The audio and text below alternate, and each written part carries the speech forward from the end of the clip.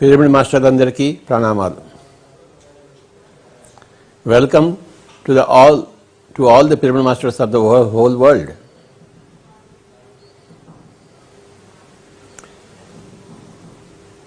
మనము తెలుసుకోవాల్సిన సత్యాలు, తెలుసుకోవాల్సిన సిద్ధాంతాలు ఎన్నో ఉన్నాయి. పొందవలసిన విజయాలు ఎన్నో ఉన్నాయి. ఒక్కొక్క సత్యాన్ని తెలుసుకుంటూ, ఒక్కొక్క పరిస్థితిని అవగాహన చేసుకుంటూ, ఒక్కొక్క విజయాన్ని మనం సాధిస్తూ పోవాలి.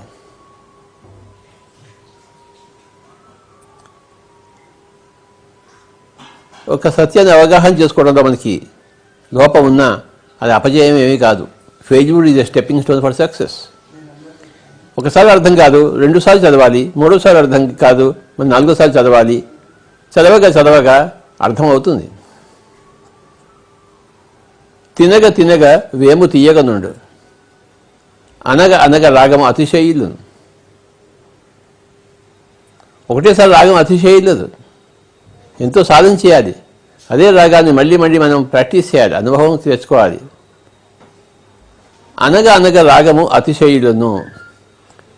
వేము చేదుగా ఉంటుంది ఫస్ట్ టైం, కానీ దాన్ని నములుతుంటే అందులోంచి తీయతనం బయటకు వస్తుంది.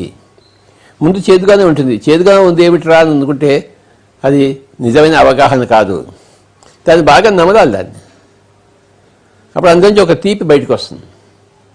ఆ తీపి చాలా బాగుంటుంది. కనుక గుర్తుంచుకుందాం మనం. అనగ అనగ రాగము అతిశయిల్లును, తినగ తినగ వేము తీయగనుండును.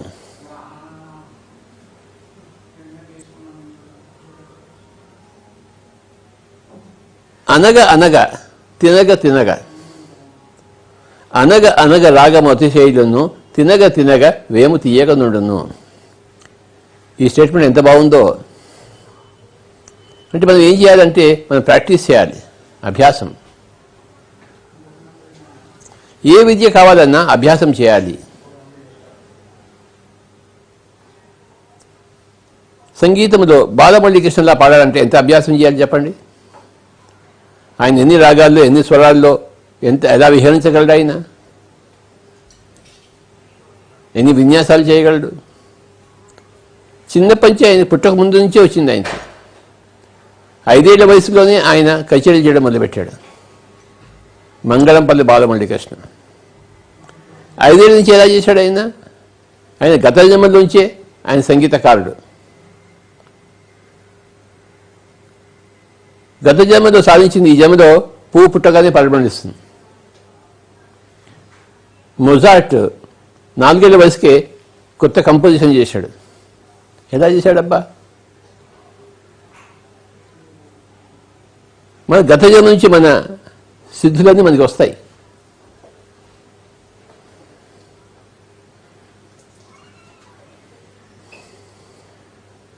ఈ జన్మలో చిన్నప్పటి నుంచి నేనేం ఆశ్రమంలో పెరగలేదు, ఏ యోగుల మధ్య పెరగలేదు.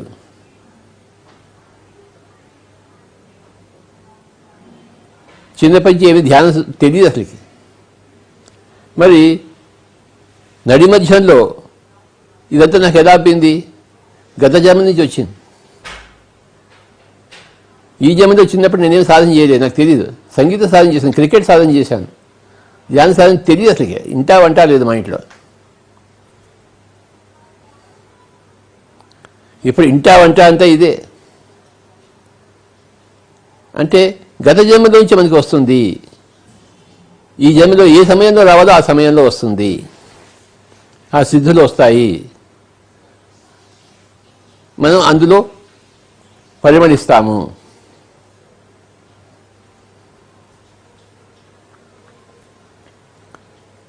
మళ్ళీ దాన్ని సాధన చేయాలి. గత జన్మలో వచ్చింది కానీ సాధన చేయకుండా ఉంటే లాభం లేదు. సాధన చేస్తుంది, మళ్ళీ అది పరిమళిస్తుంది. సాధన చేయాలి. ఏ జన్మకి ఆ జన్మకి సాధన చేయాలి.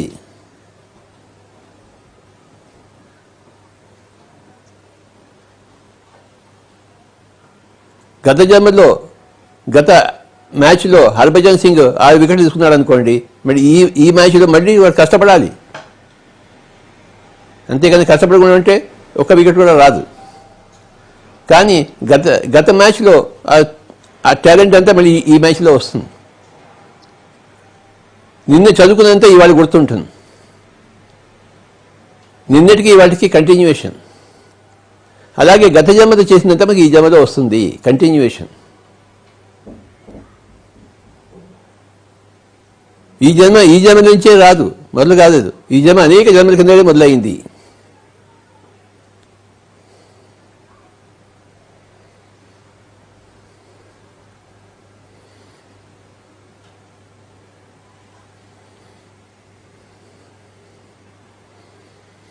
ఒక పుస్తకంలో 300 పేజీల పుస్తకంలో 150 పేజీ మనం చదువుతున్నాం అనుకోండి. ఆ పేజీ మనకి ఎప్పుడు అర్థమవుతుంది? ఈ 150 పేజీలు అంతకుముందు అది చదివితేనే ఈ 151వ పేజీ అర్థమవుతుంది. లేకపోతే అర్థమవుతుంది ఏంటి? కాదు. సడన్గా ఒక పుస్తకం మధ్యలో తెచ్చి చదివితే అర్థమవుతుంది ఏంటి? కాదు. మొట్టమొదటి చదవాలి. అలాగే ఈ జన్మ ఒక మధ్యలో ఉన్న జన్మ. మనకి మొట్టమొదటి జన్మగా తెలుసుకోవాలి. ఆ జన్మ ప్రభావమే ఈ జన్మ. మళ్ళీ ఆ ప్రభావం తెలుసుకోవాలంటే, దాన్ని అవగాహన చేసుకోవాలంటే మళ్ళీ అభ్యాసం చేయవలసిందే. తినగ తినగ వేము తీయగ నుండు, అనగ అనగ రాగము అతిశైలను. బాగా ధ్యానం చేస్తూ ఉండాలి. గత జన్మలో ఎంత ధ్యానం చేసినా ఈ జన్మలో మళ్ళీ ధ్యానం చేయాలి. గత జన్మలో ఎంత క్రికెట్ ప్రాక్టీస్ చేసినా ఈ జన్మలో మళ్ళీ చేయాలి. నిన్న ఎంత ప్రాక్టీస్ చేసినా ఇవాళ మళ్ళీ చేయాలి. చేస్తూనే ఉండాలి అభ్యాసము. రోజుకి 24 గంటలు ఉన్నాయి. ఏం చేస్తున్నాం? అభ్యాసము అభ్యాసము అభ్యాసము అభ్యాసము. మంగళంపల్లి బాలమురళీ కృష్ణకి అయితే సంగీత అభ్యాసము, మరి గవాస్కర్కి కపిల్ దేవికి అయితే క్రికెట్ యొక్క అభ్యాసము, చదురంగపు ఛాంపియన్ ఆనంద్కి అయితే చెస్ యొక్క అభ్యాసము. ఆడుతూనే ఉంటారు వాళ్ళు. ఆటగాళ్ళు ఆడుతూనే ఉంటారు, పాటగాళ్ళు పాడుతూనే ఉంటారు, యోగులు ధ్యానం చేస్తూనే ఉంటారు, వ్రాసేవాళ్ళు రాస్తూనే ఉంటారు. పత్రికా విలేకరులు ఏం చేస్తుంటారు? సమాచారం రాస్తూనే ఉంటారు. ప్రతిరోజు వాళ్ళకి అదే పని. ఎక్కడ వింత జరిగిందో దాన్ని తీసుకుని దాని సమాచారం రాస్తుంటారు. వ్రాస్తుంటే వాడు అందులో వాళ్ళకి నైపుణ్యత వస్తుంది. ఒకటిసారి రాస్తే వచ్చేస్తుంది ఏంటి? మొట్టమొదటిసారి నేను మా కంపెనీలో చేరినప్పుడు గ్రామానికి వెళ్ళి రైతులతో మైక్లో మాట్లాడాలి. ఫస్ట్ టైం ఒక గ్రామానికి వెళ్ళి కర్నూలు దగ్గర నాకు మైక్ ఇచ్చినప్పుడు మా సీనియర్ మా ఉద్యోగి నాకు చెయ్యి వణకడం మొదలుపెట్టింది. మైక్ ఎప్పుడు పట్టుకోలేదు జీవితంలో. మొట్టమొదటిసారి మైక్ పట్టుకున్నాను ఒకనొక గ్రామంలో, కర్నూలు జిల్లాలో. చేతి వణకడం మొదలుపెట్టింది. గొంతు నుంచి ఒక ముక్క కూడా రాదే. ఏదో అపస్వరాలు పలికి బయటకు వచ్చేసాను. అలా వారం రోజులు జరిగింది. కానీ ఇప్పుడు ఎవడో మైక్ ఇస్తారా అని చూస్తుంటాం, ఎప్పుడు నోరు ఇప్పుదావా అని చూస్తుంటాం. ఆ మాటల్లో నైపుణ్యం వస్తుంది, ఆ చేతల్లో నైపుణ్యం వస్తుంది, ఆ కళల్లో నైపుణ్యం వస్తుంది, ఆ ధ్యానంలో నైపుణ్యత వస్తుంది. తినగ తినగ వేము తీయగ నుండు, అనగ అనగ రాగము అతిశైలను. Practice makes man perfect.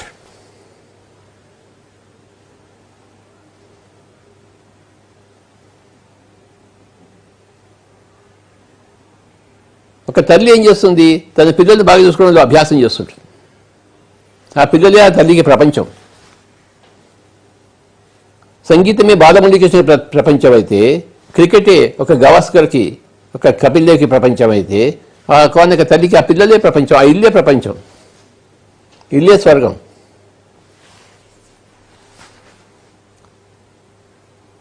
పిల్లల మాస్టర్కి ఏమిటి స్వర్గం? ఎప్పుడు ఇంకోటికి ధ్యానం చెప్పడమే. ఎవరికి చెప్దామా అని ఉంటారు. ఎందుకంటే అందుకోసం అది వాళ్ళ యొక్క అభ్యాసం. ఆ ధ్యానం చెప్పడంలో నైపుణ్యత వస్తుంది.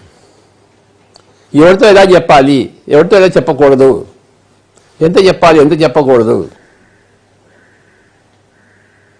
ఆ మెలకువలన్నీ తెలుస్తాయి వాడికి.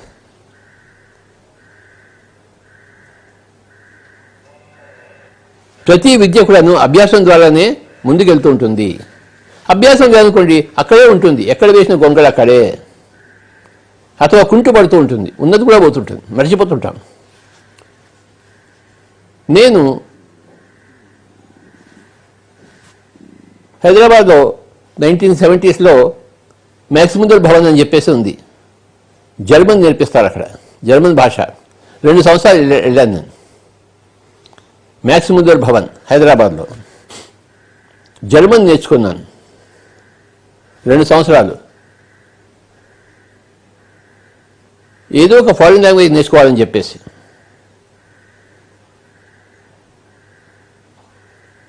జర్మన్ భాషలో 1 నుంచి 10 వరకు చెప్తాను. 1, 2, 3, 4, 5, 6, 7, 8, 9, 10. ఇది 1 నుంచి 10 వరకు జర్మన్ భాషలో డాయిష్ స్ప్రాకే. బాగా నేర్చుకున్నాను అప్పుడు 2 సంవత్సరాలు. కానీ ఆ తర్వాత అభ్యాసం లేదు, మర్చిపోయానంతా. ఇప్పుడు ఈ 10 నెంబర్ తప్ప మిగతా మర్చిపోయాను నేను. అప్పుడు కాస్త మాట్లాడగలిగేవాడిని, ఒక సెంటెన్స్ ఇచ్చేవాడిని. ఇప్పుడు అంతా మర్చిపోయాను, ఎందుకంటే అభ్యాసం లేదు. ఒకవేళ అభ్యాసం ఉండి ఉంటే హాయిగా జర్మన్ మాట్లాడుతుండేవాడిని. ఇప్పుడు జర్మన్ పుస్తకాలు చదవడం, జర్మన్ పుస్తకాలు నేను ఎందుకు చదవలేకపోతున్నాను, నేర్చుకుని కూడాను ఎందుకు మాట్లాడలేకపోతున్నాను? అభ్యాసం లేదు, కుంటుపడింది, ఉన్నది కూడా పోయింది, ఆవిరైపోయింది. ఏదైనా అంతే, ఏ విద్య అయినా అంతే. కొన్ని రోజులు ధ్యానం బాగా చేశాము, తర్వాత మర్చిపోయాము ధ్యానం, రకరకాల పనుల్లో పడి. ఆ ధ్యాన విద్య ఆవిరైపోయింది, మనసు మళ్ళీ అల్లకల్లోలమైంది. ఒకప్పుడు బాగా ధ్యానం చేసేవాడినే, ఇప్పుడు ఎందుకు మనసు మళ్ళీ అల్లకల్లోలమైంది అనుకుంటే వాడి అభ్యాసం కొనసాగించలేదు. రాగాల్లో ఇంకా అపస్వరాలు వస్తుంటే వాడు ఇంకా అనగా రాగాన్ని అభ్యాసం చేయలేదు. వేము ఇంకా చేదుగా ఉందంటే ఆ వేమని ఇంకా నమలలేదు బాగా. అనగ రాగము అతిశయులను, తినగ వేము తీయగా నుండును. అంటే ఏమిటి అర్థం? మనం ప్రతిదాన్ని ప్రాక్టీస్ చేయాలి, అభ్యాసం చేయాలి. బిస్మిల్లా ఖాన్ ఆయన షహనాలో అంత మాధుర్యం ఎక్కడి నుంచి వస్తుంది? ఆయన అంత సాధన చేశాడు. ఆయన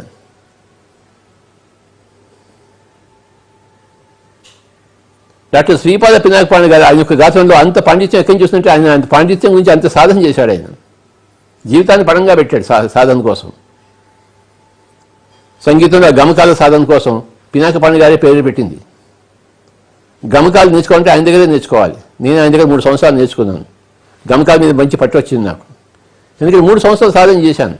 ఆ తర్వాత ఆ సంగీతాన్ని వదిలిపెట్టేసాను, ఎందుకంటే ధ్యానంలోకి వచ్చాను నేను.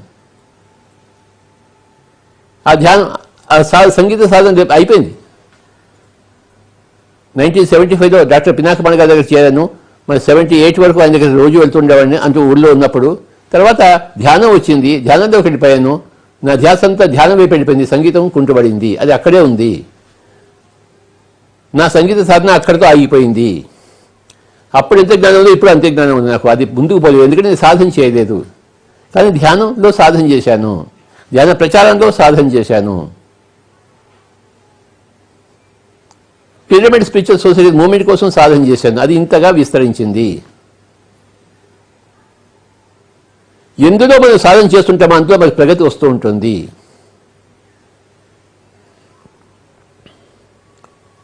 ప్రధాని నరేంద్ర మోడీ గారు రాజకీయాల్లో సాధన చేశారు. ఆయన ప్రైమ్ మినిస్టర్ అయ్యాడు, ప్రధానమంత్రి అయ్యారు. 4 సార్లు గుజరాత్ చీఫ్ మినిస్టర్ అయ్యారు, తర్వాత ప్రధానమంత్రి అయ్యారు. ఇప్పుడు 2వసారి. ఇంకా ఎన్నిసార్లు అయినా అవుతాడు ఆయన. ఆ సాధనలో పట్టుత్వం ఉంది ఆయనకి. ప్రతి మనిషి దగ్గర అనంతమైన తెలివితేటలు ఉంటాయి, కానీ ఆ సాధనతో వారి పరిపక్వం అవుతుంది. ఆ తెలివితేటలు లేకుండా ఎవడు లేడు, కానీ సాధన లోపమే అందరి దగ్గర ఉంది. సాధన లోపం కూడా లేదు, వాడికి ఇందులో ఏదిలో కాదు అందులో సాధన ఉంది. ఒక తల్లికి పిల్లల పట్ల సాధన ఉంది. ఆ తల్లికి పిల్లలే కావాలి, ఆ ఇల్లే కావాలి, అంతకని ఏమక్కర్లేదు. కరెక్ట్, అది అంతకని ఏం కావాలి ఆ తల్లికి? ఆ పిల్లలందరూ పక్కన ఉంటే ఆ తల్లి హాయిగా ఉంటుంది. అందులో ఒకటి దూరంగా అయిపోయింది, వాడు ఎప్పుడు వస్తాడో అని ఆ తల్లి ఆరాటపడుతూ ఉంటుంది. పిల్లలందరూ ఇంట్లో ఉంటే హాయిగా ఉంటుంది ఆవిడకి, ఆ తల్లికి. ఆ పిల్లలకి ఇంకా పిల్లలు వస్తే వాళ్ళని కూడా చూసుకుంటే మహాతల్లి అవుతుంటుంది. ఇల్లును స్వర్గంగా చేయడమే ఆ తల్లి యొక్క లక్ష్యము. చేసుకుంటుంది.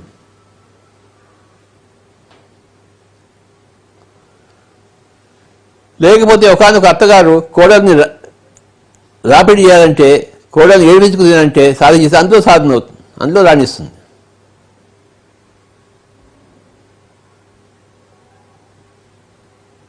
మన సినిమాలో, తెలుగు సినిమాలు చూసాం, సూర్యకాంతం అని చెప్పేసి. ఆవిడ అత్తగారు వచ్చిన కోడలంతా పీకు తింటుంటుంది, అందులో సాధన చేసింది ఆవిడ. ఆ సూర్యకాంతం వస్తుంటే మనమంతా నవ్వుతుంటాం. అలాగే సావిత్రీదేవి ఏడుపులో సాధన చేసింది. ఆవిడ ఉన్నట్టుండి కళ్ళ నుంచి నీళ్లు తెప్పించగలదు ఆవిడ సావిత్రీదేవి, ఎప్పుడంటే అప్పుడు. మనకి రాదు, ఎందుకంటే మనం ఆ సాధన చేయలేదు, యాక్షన్ చేయలేదు మన సాధన. ఆ సావిత్రీదేవి వచ్చినట్టు చాలు, థియేటర్ అంతా ఏడుపులే. మహానటి సావిత్రీదేవి. ఆవిడ మహానటి ఎలా అయింది? సాధన చేసింది పట్టుదలతో. పట్టు పట్టరాదు, పట్టి విడవగరాదు, పట్టు పట్టనేని బిగియ పట్టవలే, పట్టి వెడిట కంటే పడి చచ్చుట మీద విశ్వధా విరామ వినురవేమ. నువ్వు ఏది చేసినా కూడా పట్టకూడదు, అసలు మనకి అనవసరం. నాకు గొంతెత్తి పాడటం, మంగళపల్లి బాలమందికి నాకు అనవసరం. నేను పాటగాడిని కాదు, నేనే కపిల్ దేవ్ లాగా గవాస్కర్ల క్రికెటర్ అని కాదు. కొద్దిగా వచ్చు అంతే, కానీ అది నా జీవిత లక్ష్యం కాదు. మరి ఏమిటి నా జీవిత లక్ష్యము?